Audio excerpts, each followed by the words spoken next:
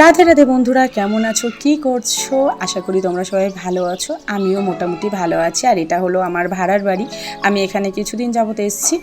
তো সেখানটায় সব কিছু একটু অগোছালো হয়ে আছে জানি, তবুও সব কিছুকে অ্যাডজাস্টমেন্ট করেই চলতে হচ্ছে। কারণ কি বলো তো, একটা জায়গা থেকে আরেকটা জায়গায় আসার পর না সব কিছু না অ্যাডজাস্টমেন্ট করা, সব কিছু সব জায়গায় ঠিকঠাক করে রাখা সম্ভব হয়ে ওঠে না। একটু টাইম লাগে সব কিছুকে মানিয়ে নিতে।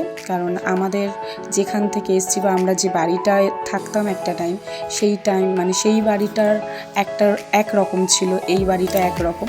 তো একটু মানিয়ে নিতে টাইম লাগে। তো এই দেখো, ঘুম থেকে অলরেডি উঠে পড়েছি আর বিছানা গুছিয়ে নিয়েছি। আর এই দেখো, একটু ঢং করলাম তোমাদের সাথে। তো আমি ছেলেকে অলরেডি তুলে দিয়েছি আর ছেলে দেখো আমার পেছনে বসে হয়েছে। মানে ও বসে বসে এক্সারসাইজ করছিল। আমাকে বলে, মাম্মাম ব্যায়াম করো, শরীর সবসময় সুস্থ থাকবে। তো এই দেখো, বিছানা তোলার পর খাটটাকে একটু ঝেড়ে নেব। খাটটা ঝেড়ে নেওয়ার পর এই দেখো, আমার পেছনের দিকটা দেখো, মানে পেছনের যে জানলাটা রয়েছে, ওই জানলাটায় কোনো রকম কাভার না থাকার কারণে কাঁথা দিয়ে অথবা কখনো কাপড় দিয়ে বা কিছু না কিছু দিয়ে ঢেকে রাখি। কারণ এখন তো শীতকাল, সেই পারপাসে। আর আমার ছেলে অলরেডি ব্রাশ করতে আরম্ভ করে দিয়েছে। আর এখানে দেখো ঠাম্মা, মানে ইনি হলেন আমার ঠাম্মি শাশুড়ি, উনি চা করছেন ওনার জন্য। সকালে বয়স্ক মানুষ কিছু না কিছু তো খেতেই হয়, তো উনি এখানে চা করছেন। আর এদিকে আমি বসিয়ে দিয়েছি দুধ আর কি, মানে আমার ছেলের জন্য। আর এখানে আগে থেকেই সকালে রান্না করে নিয়েছি, কারণ সয়াবিন আলুর তরকারি, এদিকে ছিল একটা শুক্তো বেগুন আলু দিয়ে, আর এটা ছিল ডাল। আর তোমাদের দাদাভাইয়ের জন্য এখানে ভিজিয়ে রেখেছি ছোলা, তোমাদের দাদাভাই খাবে। তো তোমাদের দাদাভাই এখন নেই। আর এটা ছিল আমাদের ভাড়ার ঘরের সামনেটা। জানি একটা অচেনা জায়গা সবসময় একটু মানিয়ে নিতে কষ্ট হয়, কিন্তু কিছু করার নেই, সবার পরিস্থিতি তো সমান থাকে না। আর সবথেকে বড়ো কথা, তোমাদের দাদাভাই যে বাড়ি থেকে উঠে এসেছে, মানে যে পরিবেশ থেকে উনি থাকেন, যে পরিবেশে থাকতেন, সেটা এখানের থেকে সম্পূর্ণ আলাদা। মানে বলতে গেলে আস্তে আস্তে তোমাদের সাথে সব কিছুই শেয়ার করব। তো এই দেখো, অলরেডি আমি ওকে মুখ ধুইয়ে মুখে একটু ক্রিম মাখিয়ে দিচ্ছি। কারণ জানো তো, শিশুদের কেয়ারিংটা নিজেদেরকেই করতে হয়। কারণ শিশুদের কেয়ারিংটা না করলে তাদের তো আর সেই করার বয়সটা আর কি নেই। শিশুদের কেয়ারিং করার যে বয়সটা, মানে বাচ্চারা যেটা পারে না, সেটা হচ্ছে নিজেদের কেয়ারিং করা, খাওয়া। আর আমাকে বারবার বলছিল যে মামা, আমার হাতে কিছু একটা ফুটেছে। তো আমি দেখে দিচ্ছিলাম ওর হাতে কি ফুটেছে। আর এখানে দেখো, অলরেডি আমি দুধ নিয়ে নিয়েছি। তো এই দুধটা এর সঙ্গে একটু বিস্কুট দিয়ে ওকে খাইয়ে দেব। তো তার জন্য গোটা কয়েক বিস্কুট নিয়ে নিলাম। এরপর আমরাও টিফিন করব। তো এখানে বিস্কুটটা নেওয়ার পর ওর কাছে নিয়ে সোজা চলে গেলাম। তো ও করছিল, মানে আগে একটু জল খেয়ে নিল।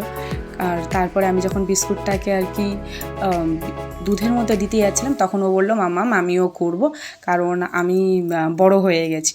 আর সত্যি কথা বলতে, ও নামেই 4 বছরের একটা বাচ্চা, কিন্তু ও প্রচুর হেল্পিং, যে কোনো কাজে হেল্প করার চেষ্টা করে, প্রচুর হেল্প করার চেষ্টা করে, মানে যে কোনো কাজে হাতে হাতে করে দেওয়ার চেষ্টা করে। আর এখানে দেখো, ফোন ছাড়া কিছুতেই খাবে না, মুখে নেবে না। কত অজুহাত বলছে, মামাম গরম, মামাম করা যাবে না, মামাম খাওয়া যাবে না, তুমি আমাকে ফোন দাও, কত নাটক সাটক করছিল। তো তারপরে মা ডাকলো সবজির জন্য। এখানে সবজিওয়ালা এসেছিল, তো মা ডাকলো, আমাকে জিজ্ঞাসা করছিল কিছু নিবি কিনা, মানে নেবো কিনা। তো এখানটায় এসে দেখলাম, অনেক সত্যি কথা বলতে কি, আমরা বাজার থেকেই বাজার করি, কিন্তু পাড়াতেও মাঝে মধ্যে সবজিওয়ালা, তাদের থেকে নেওয়া উচিত। তো সেই কারণে নিতে গেছিলাম, কিন্তু যা দাম বলছে তাতে না নিয়েই পালিয়ে এলাম। আর এখানে দেখো, চা করে নিয়েছি। চা করার পর এবার এর সঙ্গে একটু রুটি দিয়ে হোক টিফিনটা করে নেব। কারণ দেখো, সকালে খালি পেটে থাকাটা ঠিক নয়, কিছু না কিছু খাওয়া উচিত। তো সেই কারণে এখানে দেখো একটু লিকার চা করে নিয়েছি। কারণ লিকার চা ছাড়া না আমরা দুধ চা খাই না। দুধ চা খেলে মানে খুব পেটের সমস্যা করে। আর তাছাড়াও দুধ চা খাওয়া হেলথের জন্য ভালো না। তো রাতে রুটি করে রেখেছিলাম। তো কথায় বলে না, রুটিটা যত বাসি হবে তত দেখবে তার পুষ্টিগুণ বেড়ে যায়।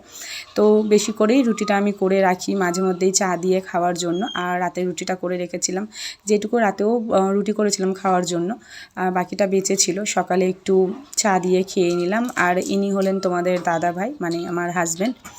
উনি ছিলেন না, উনি এলেন, ওনারও খিদে পেয়েছিল, তো উনি চা আর রুটি দিয়ে সকালের টিফিনটা সেরে নিলেন। তারপর এখানে দেখো ছেলে অলরেডি পাপার ফোনটা নিয়ে কাড়াকাড়ি করছিল। তারপর ওকে আমি ড্রয়িংয়ে বসিয়ে দিলাম। আমি আর ওকে দেরি করালাম না। আর আরও একটা কথা কি বলো তো, এখানে আসার পর ওকে আমি ড্রয়িংয়ে দিয়েছি, কারণ মানুষ হচ্ছে যাযাবর, মানুষ যে কোনো জায়গায় গিয়ে অ্যাডজাস্টমেন্ট করতে পারে, কিন্তু জানো তো পড়াশুনোটার সাথে কোনো অ্যাডজাস্টমেন্ট হয় না, পড়াশুনোটা নষ্ট হয়ে যায় যদি তুমি ঠিক টাইমে না তাকে সময় দাও। তাই ওকে ড্রয়িংয়ে দিয়ে দিলাম। আর ইন ফিউচার দেখি যদি কোনো টিচার ওর জন্য ব্যবস্থা করতে পারি তাহলে টিচারের কাছেও দিয়ে দেবো। আচ্ছা, যেটা তোমাদের সাথে বলতে বা শেয়ার করতে ভুলে গেছি, আজকে তোমাদের সাথে একটা শেয়ার করব ইউটিউবে, মানে এটা একটা ভেষজ পদ্ধতিতে তেল বানাবো, যে তেলটা আমি ইউটিউব থেকে কোনো এক সময় দেখেছিলাম। আর সত্যি কথা বলতে কোথা থেকে দেখেছিলাম সেটা আমার মনে নেই, কিন্তু আমি জিনিসটাকে অ্যাপ্লাই করেছি, আর সেটা অ্যাপ্লাই করার পরও আমার কাজে দিয়েছে। তাই তোমাদের সাথে একটু মানে শেয়ার করে দিলাম যে আমি কিভাবে আমার হেয়ার অয়েল বানাই, মানে ভেষজ হেয়ার অয়েল, যেটা আর কি চুলের জন্য খুব উপকারী, আর চুলটা খুব স্মুথ রাখে, চুল পড়া বন্ধ করে, চুলটাকে বাড়ায়, আর চুলটা ভীষণ সিল্কি বানায়, ঠিক আছে, ঘন কালো বানায়।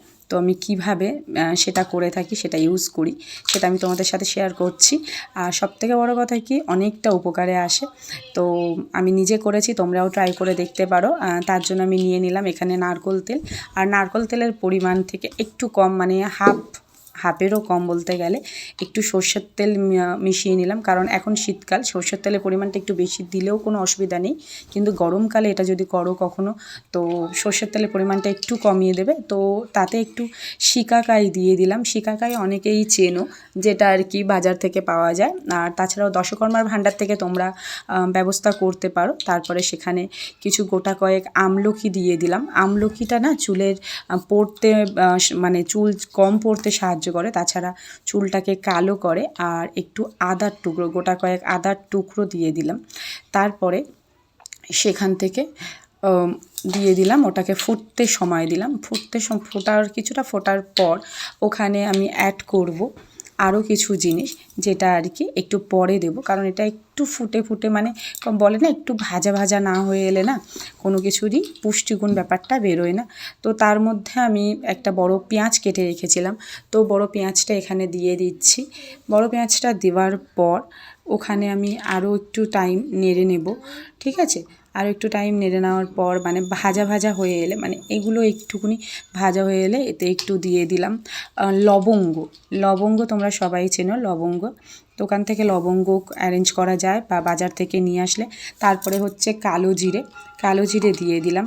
তো এগুলো সব একসঙ্গে ফোটানোর পর ওখানটায় দিয়ে দেব জবা ফুলের পাতা দিতে পারো, অথবা জবা ফুলও দিতে পারো। তোমরা যতটা জবা ফুলের পাতা বা জবা ফুল দেবে তার উপরে বেস করবে তোমাদের তেলের ঘনত্ব বা তেলটা কতটা মোটা হবে।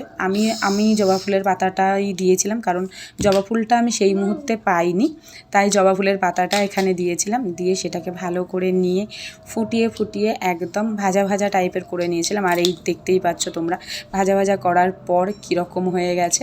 তো এই ছিল আমার লাস্ট কন্ডিশন। তারপরে সেটাকে একদম ঠান্ডা করে নিয়ে সেটাকে ছাঁকনির সাহায্যে নিয়েছিলাম, মানে নিংড়ে বলতে কি ছেঁকে নিয়েছিলাম। আর সবথেকে বড় কথা কি বলো তো, এখানে দেখো আমার ছেলে আমার সঙ্গে কিন্তু দেখছে জিনিসটা, যে আমি এখানে কি করছি। আমি বললাম না, ও খুব আমি ঘেঁষা, মানে আমাকে খুব ভালোবাসে, আর আমার মানে কাছাকাছি ঘুরতে থাকে, সারাক্ষণ ঘোরাফেরা করে। তো আমি কি করছি সেটাও আর কি দেখার জন্য ইন্টারেস্ট বোধ করছিল বোধহয়, তাই জন্য ওখানে বসে বসে দেখছিল আমি কি করছি। তো ওখানেও চুপচাপ দেখার পর আমি ওখান থেকে ওটাকে ছেঁকে নিয়ে একটা বাটিতে করে ছেঁকে নিলাম যাতে সুবিধা হয় কৌটোর মধ্যে ভরতে। আর এটা ছিল তেলটার ফাইনাল লুক। এই তেলটা অন্ততপক্ষে তোমাদের 3 থেকে 4 মাস তো চলে যাবে, ইউজের ওপরে নির্ভর করে। সপ্তাহে 2 থেকে 3 দিন তোমরা ইউজ করতে পারো। 1 ঘন্টা মাখার পর সেটাকে কিন্তু অবশ্যই শ্যাম্পু করে নেবে, সেটাকে রাখবে না, তাতে কিন্তু মাথায় খুশকি হতে পারে, ঠিক আছে? কারণ যেহেতু এখানে অনেক কিছু থাকে সেই জন্য ওই জিনিসটাকে ইউজ করবে না। তারপরে সন্ধেবেলা আমরা একটু বেরিয়েছিলাম, তো আমার ছেলের আবদারের জন্য ডমিনোস থেকে একটা পিৎজা আর একটা কোক কিনে আনা হয়েছিল। তো কোকটাকে আনার পর সেটা তোমাদের সাথে শেয়ার করা হয়নি, তো সেটাকে আনার পর তো দেখো কিভাবে হামলে পড়েছে ও কোকটার মানে পিৎজাটার ওপরে। পিৎজা ও এত ভালোবাসে, তো পিৎজার ওপরে করেছে। তো পিৎজার সাথে দেখো চাটনি ছিল। আর সত্যি কথা বলতে রাস্তা থেকে আনার সময় না সেটা ঘেঁটে পুরো হয়ে গেছে। আর এই হচ্ছে ক্রিপসি কিছু বড়া নিয়েছিলাম, সেইগুলো ওর সঙ্গে আর কি। আর সত্যি কথা বলতে কি জানো তো, এখানে কোনো চিকেনের ইউজ ছিল না, এটা পুরোটাই ভেজ ছিল। আর এটা ছিল দেখো সয়াবিন জাতীয় একটা জিনিস, মানে সয়াবিনই। আর সবথেকে বড় কথা এগুলো এনেছিলাম এই কারণেই যাতে আর কি ঠাম্মি খেতে পারেন। ঠাম্মি যেহেতু নিরামিষ খায়, কিন্তু আনার পর দেখলাম ঠাম্মি বলে না আমি খাবো না, তোরা খা এগুলো, কারণ সব কিছু এক জায়গায় হয়, চিকেন নিরামিষ ননভেজ বলে না, ভেজ ননভেজ সব এক জায়গায় হয়, সেই কারণে ওনার কিছুতেই খেলো না উনি। আর এই দেখো আমরা সবাই এক জায়গায় বসে খাওয়া দাওয়া করছি। আর এই হচ্ছে আমার ছেলে, ও তো এক জায়গায় বসতেই পারে না, কি করে বসে বলো, ও তো মানুষটা অনেকটা ছোট, দৌড়ঝাঁপ করছে। আর এদিকে দেখো তোমাদের দাদাভাই প্রথমে বলছিল যে আমি খাবো না, তো আমি বললাম তুমি এক টুকরো খাও, আমি এক টুকরো করে খাই। আর কথায় আছে বলো জানো তো, শেয়ার করা জিনিসটা না বাচ্চাকে নিজের বড়োদেরকেই শেখাতে হয়, মানে বাবা মাকে শেখাতে হয় যে শেয়ারটা কীভাবে করতে হবে, তাহলে শেয়ার করলে অ্যাটলিস্ট বাচ্চারা শেয়ারটা শেখে। তাই যতই ওর জন্য আনি না কেন, অত বড়টা তো ও একা খেতে পারবে না, তো আমরা সবাই মিলেই একসাথে খাচ্ছিলাম আর তোমাদের সাথে ভিডিওটাকে শেয়ার করছিলাম। তো চলো আজকের ভিডিওটা কেমন লাগলো